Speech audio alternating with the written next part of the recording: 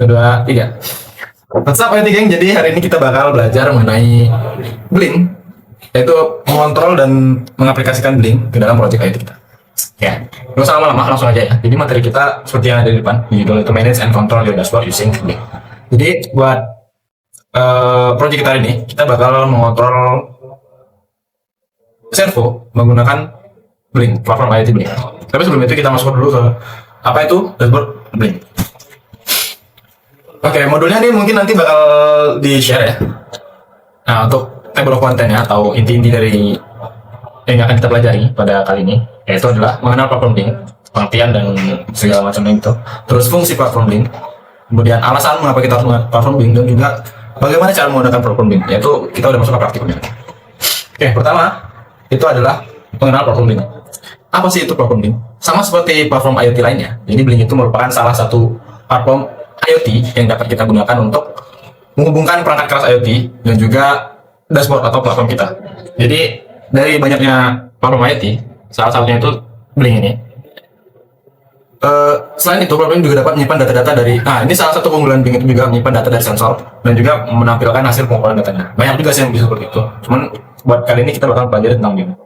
Blink ini tersedianya open source ya guys, atau gratis. Ada juga subscription-nya untuk fitur-fitur yang lebih lanjutnya itu kayak yang lebih memudahkan itu pastinya ada berbayar. Juga Blink ini tersedia di website serta smartphone atau iOS, smartphone Android atau iOS ya. Next itu ada fungsi platform Blink. Fungsinya apa? Nggak jauh-jauh dari platform IoT pada umumnya sih. Ya, di sini ada kontrol jarak jauh, terus ada antarmuka pengguna yaitu UI-nya itu, terus bisa storage dan visualisasi data pastinya. Kemudian ada fitur notifikasi. Lalu komunikasi perangkat ya, karena platform Blink, platform IoT masa komunikasi itu kan agak gimana. Terus juga bisa fleksibilitas konektivitas. Jadi konektivitasnya itu lumayan fleksibel ya kalau di Blink. Kemudian alasan sih mengapa kita harus memakai platform Blink. Yang pertama kalau dari saya itu yaitu mudah, gampang. Tuh. Kemudian kalau yang di sini itu ada salah satunya ada pemantauan data secara real time. Jadi dashboard Blink itu mendukung pantau datanya secara real time. Jadi langsung data yang diterima dari alat kita itu langsung bakal diupdate di Blink-nya. Kemudian bisa kontrol perangkat dari jauh. Seperti kita ini mau kontrol servo dari Blink. Nah itu juga salah satu fungsi atau alasan mengapa kita harus pakai Blink. Juga ada antarmuka yang mudah dikustomisasi. Di Blink itu kalau kita mau bikin UI buat alat kita, itu kita tinggal drag and drop aja. Terus ada kompatibilitas dengan banyak perangkat. Blink itu bisa dipakai di laptop, di PC, di mobile, dan lain-lain, dan banyak perangkat lain juga.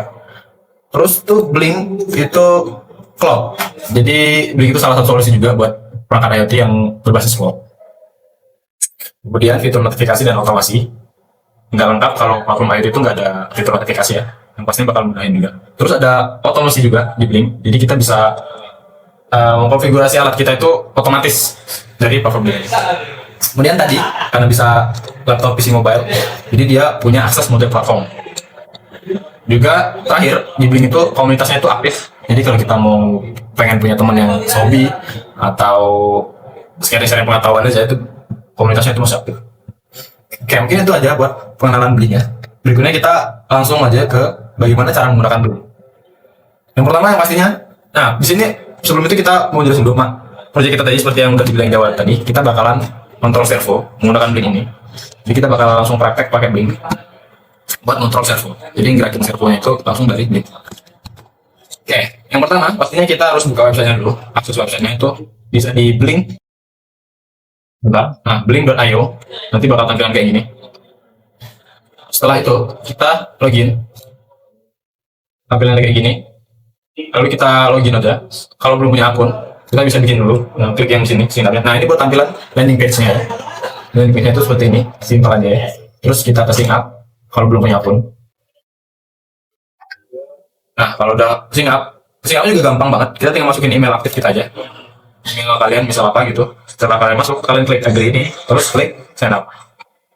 Nah, sudah sign up, nanti bakal dikirim di email dari pihak Blink itu ke email kita. Di email kita itu nanti bakal tulisan langsung bikin password gitu. Jadi kalian tinggal klik aja linknya, terus langsung buat password, terus next atau oke gitu. Habis itu udah, akun kita udah jadi. Nanti bakal otomatis login. Tapi biasanya nanti bakal agak nge-refresh gitu, dia bakal cloud terus disuruh login lagi. Nah ini kita bakal coba login aja ya, karena aku udah punya akunnya. Oke, kita login dulu. Loginnya klik yang ini aja ya, bagian login, diklik, terus nanti bakal sini, masukin aja email sama password yang udah di set tadi, terus klik login. Oke, kita langsung masuk ke sesudah loginnya aja ya. Oke, nah ini udah login ya tadi. Nah, kalau udah login, ini kita bisa lihat lagi ya di sini. Itu kita langsung aja ke buat template baru. Tapi sebelum itu, bakal aku jelasin dulu beberapa menu-menu yang ada di Blink Console. Nah, setelah login itu kita bakal langsung diarahin kayak gini ya. Di sini ada di sebelah di sidebar ini ada beberapa menu. Yang pertama itu ada dashboard. Nah, ini kalau kita mau bikin dashboard, itu kita bisa dari menu dashboard sebelah kiri. Kemudian developer zone. Ini kalau kita mau bikin template kita, nanti kita bakal pakai yang ini, yang kayak gini. Kita bikin template gitu. Terus ini ada lain-lain ya. Kemudian ada device. Nah, biasanya setelah kita bikin dari template atau dashboard itu, kita bakal namain device baru. Kemudian dihubungin ke template atau dashboard yang tadi udah kita buat. Gitu. Oke, kita langsung masuk aja. Di sini itu ada buat baru. Di sini kita buat template baru. Nah, kalau awal-awal itu biasanya depan tuh ada template-nya. Nggak ada atau ini device biasanya di awal. Ini di bakal gini. Di awal tuh gini. Seperti di medium. Itu ada di bagian, ada new template di bagian tengah. Nah, kalau udah ini karena udah pernah, jadi tampil udah pernah ada satu. Ini udah ada devices maksudnya. Jadi dia tampilan tuh gini. Buat nambah template, itu kita masuk ke developer zone yang di bagian sidebar. Kemudian kita masuk ke kontrol, ini yang bagian kanan atas, new template. Ya, klik aja. Nah, terus kita bisa kasih nama langsung template kita. Misal apa ya, bebas namanya. Misal kita mau kasih nama ayam. Misalnya, terus di sini pengaturan hardware-nya kita kasih dengan board kita, misalnya 8266 atau SP32, terus atau Arduino. Ini kita pakai SP32, jadi kita taruh di sini SP32. Terus buat connection type, di sini kita pakainya WiFi ya. Description itu bebas aja, kalau di sini opsional, run. Nah, dia bakal langsung masuk ke sini. Nah, ini bakal ada ditanya sama Blink gitu, what's next, apa selanjutnya gitu. Kita klik aja yang setup the web dashboard. Klik. Nah, itu buat gampangnya ya. Nah, ini bakal udah masuk ke setup dashboardnya. Ini udah. Ini yang dikatain tadi untuk bisa kostumisasi antar muka. Ini antar muka yang boleh kostumisasi itu di bagian ini. Jadi kita bisa tinggal mau bikin UI, itu tinggal apa? Drag and drop aja. Nah, ini kan refresh ya. Karena tadi aku baru sebenarnya lupa password. Nah, jadi kita bakal login lagi sekali lagi. Biasanya dia memang kan, itu kalau pertama kali banget login. Gitu. Nah, ini aku udah login lagi, terus sudah masuk ke web dashboard tadi. Sini tampilan itu gini aja, kalau ada kotak-kotak gini, di sini buat kanvas kita yang udah taruh gitu. Terus di sidebar, nah ini ada sidebar lagi sebenarnya sebelah kiri ya, dari template yang udah kita taruh tadi. Ini ada banyak menu lagi di sidebarnya. Ini kita yang web dashboard tadi. Terus bakal ada lagi sidebar lagi. Ini. Nah, di sini ada widget box. Jadi semua widget bisa masuk. Nah, tadi kan ada subscription ya. Ini semua gratis. Tapi yang ada gambar gini yang kayak map, Mask Table, terus Guardian. Nah, itu kalau kita pakainya yang subscription. Jadi fitur-fiturnya memang sebenarnya lebih banyak yang ini ya. Sama kayak Explorer kayak map ini, dia harus subscription dulu. Nah, ini di sini kita cuma pakai dan kemudian itu cuma pakai switch, guard sama slider. Oke, kita langsung tarik aja. Gampang banget, tinggal tarik aja dari widget box tadi, kemudian tarik ke ini kita, workspace kita, terus sesuaiin aja sama kotak ini. Dia bakal nyesuaiin sendiri. Terus ini juga bisa diatur ya, bisa kecil atau gede banget panjang itu bisa juga. Kita normal aja, kita agak kecilin sedikit satu kotak gitu. Terus kita kasih slider. Ini sebenarnya preferensi pribadi aja buat bentuknya, tampilannya kayak gimana. Bebas aja. Nah, ini kita pakainya gini aja. Di itu agak di tengah-tengahnya gitu. Nah, udah cukup segini. Kemudian kalau udah kita atur masing-masing dari widget yang udah kita taruh tadi. Nah, yang pertama itu ada di slider. Kita atur slider. Nah, kita klik aja, arahin kursor kita ke slider, kemudian klik yang bagian setting ini. Tadi udah masuk sini, kita klik data stream. Nah, ini pilih virtual pin. Nah, kalau udah begini, kita kasih nama aja, atau enggak juga bebas. Karena kita slidernya buat ngontrol servo kita kasih aja namanya kontrol. Kemudian pinnya itu kita pilihnya pin 0, kita tetap enter. Nah yang perlu diubah cuma ini aja ya, maxnya itu ke 180. Kenapa 180? Itu karena servo itu putarannya itu 180 derajat, jadi kita taruh dia ke 180. Kemudian kita pilih data streamnya, save. Nah, udah. Oke, di sini bisa dilihat nih sama 80 terus servo. Next itu ke gauge-nya. Gauge-nya itu kita settingnya sama kayak tadi, arahin aja kursornya terus diklik. Nah terus kita pilihnya yang ke data stream. Kemudian pilih virtual pin juga. Gauge-nya itu kita kasih nama posisi. Pin yang terpisah itu benar, terus buat max-nya itu sama, terus gitu. Oke. Nah, dia bakal ini juga bisa setting warna ya. Yang tadi juga bisa setting warnanya. Nah, ini bebas lah. Kita coba warnanya hijau-hijau. Bukan hijau juga. Save. Oke. Udah. Itu kita tinggal setting switch-switchnya ya. Setting switch itu cuma setting pin sama namanya aja. Oke, yang pertama itu pin atas. Ini buat on off-nya.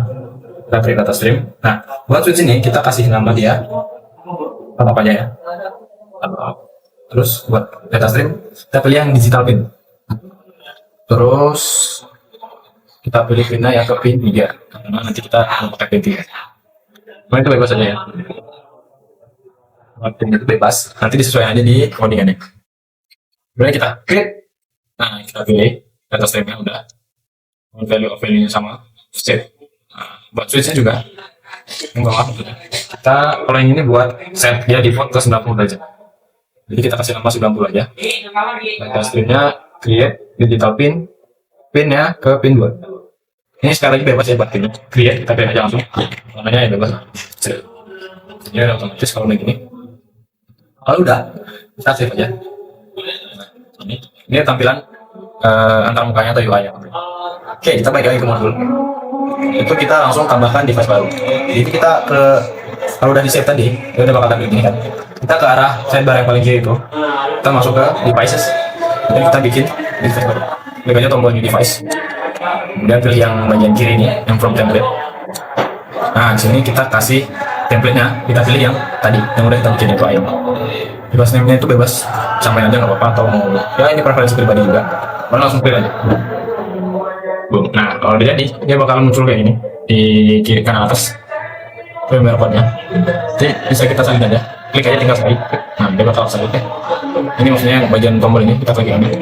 Nah, dia bakal salin. Nah, kalau udah kita langsung masuk ke, kita langsung bikin aja rangkaiannya dan juga kodenya di Arduino aja. Ya, kita klik dulu. Oke, kita buka dulu ID-nya. Kemudian kita atur juga rangkaiannya di alat kita. Nah, di sini kita pakainya SP32. Dan juga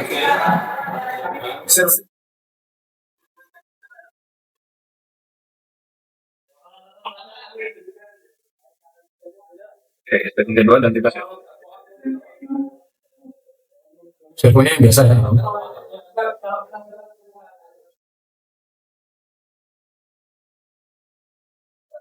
Seperti ini. Jadi di servo itu ada 3 output pin. Yang pertama itu pin power atau plus, kemudian ada data out, terus ada juga yang ground atau minus. Nah, buat kabel datanya itu kita bisa tahu biasanya di servonya itu ada kayak panahnya gitu. Kelihatan atau enggak tahu. Pokoknya di bakal ada panah. Di sini ada di output yang paling kanan. Kabel output yang paling kanan yang ini yang warna kuning. Nah, kalau power sama minusnya sama ground itu bisa lihat warna kabelnya aja. Kalau merah itu berarti dia power. Terus selain merah biasanya kayak hitam. Kalau warna-warna gelap itu biasanya jadi ground. Nah, ini buat pin datanya juga menyesuaikan. Di sini kita pakainya di 15. Oke, kita langsung setting alatnya aja. Kemudian kita masuk ke codingan.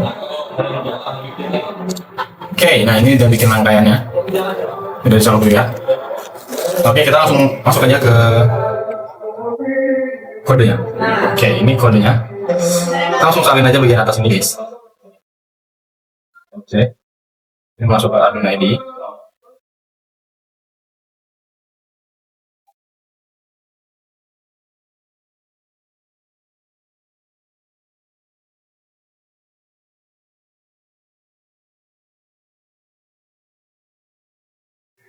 Nah kalau udah, kita atur dulu ininya ya. CSP-nya, mungkin ke Arduino aja. Udah, sip, kita pas aja. Nah, ini. Yang perlu diubah itu di bagian atas ini yang 3 baris dan 1 2 3. Itu kita paste dengan di device kita tadi. Nah, ini kan tadi udah kita salin ya, kita udah salin juga di bagian ini. Jadi kita salin lagi aja. Nah, kalau tadi udah nggak ada notifikasinya, cara buat kita salin bagian atasnya tadi atau firmware code-nya tadi, kita masuk ke developer tools. Terus dia bakal muncul kayak gini, tampilan gini. Nah, kita pilih yang masuk ke firmware info, chat bagian firmware info. Terus kita klik aja ini sekali. Nah, dia ada disalin di atas. Oke, kalau udah, klik lagi ke Arduino. Apa di sini? Nah, kemudian di bagian ini juga line 18 sama 19 itu ada SSD dan maksudnya. Kita masukin aja dengan ini kita, wifi kita. Ini salahnya masuk ke wifi itu, selesai ini apa? Terus passwordnya kita set dengan password dari wifi kita. Tuh, nah, udah sih. Kemudian kita nggak perlu set apa-apa. Kalau udah, nah ini pin-nya ya. Ini kalau kita mau set pin tadi di bagian manual sama button ini, jadi kita atur ulang aja sesuai preferensi masing-masing mungkin berapa di bagian switch tadi. Kemudian kita langsung set aja, upload.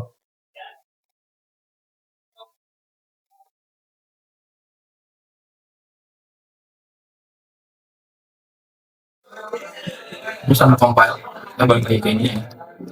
Nah ini bakal ada statusnya, jadi status alat kita itu terhubung atau enggak, itu sini ada offline. Ini berarti memang belum terhubung karena kodenya juga baru dikirimkan.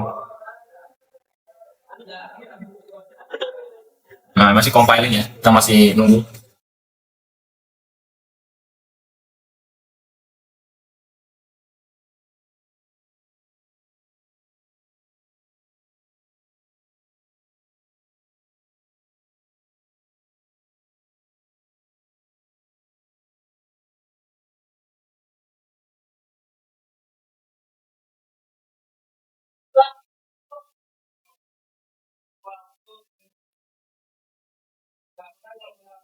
Jadi kita langsung masuk ke ini aja ya, pas kodenya udah diupload.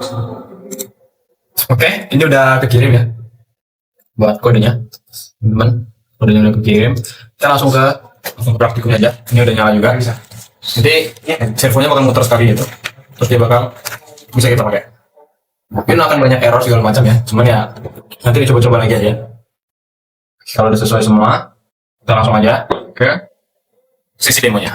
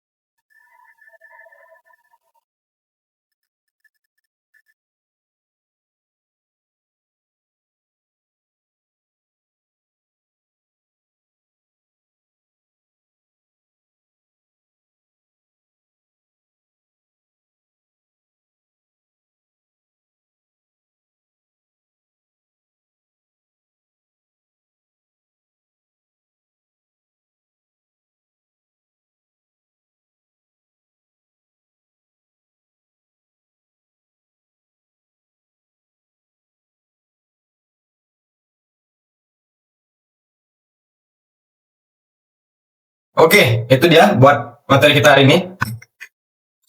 Dari servo kontrolnya, mediumnya bisa diakses, terus kayak di demo tadi udah bisa digerakin. Yang ini device udah offline, kontrolnya buat gerakin. Cuman ini nanti bakal muncul ininya, servisnya apa, posisinya, switchnya ini buat nyalanya, gitu. Jadi kalau udah selesai, referensi bisa dilihat-lihat juga. Udah, sekian, terima kasih. Itu aja dari IT Gang, MCC Learning by Doing, Learning by Teaching.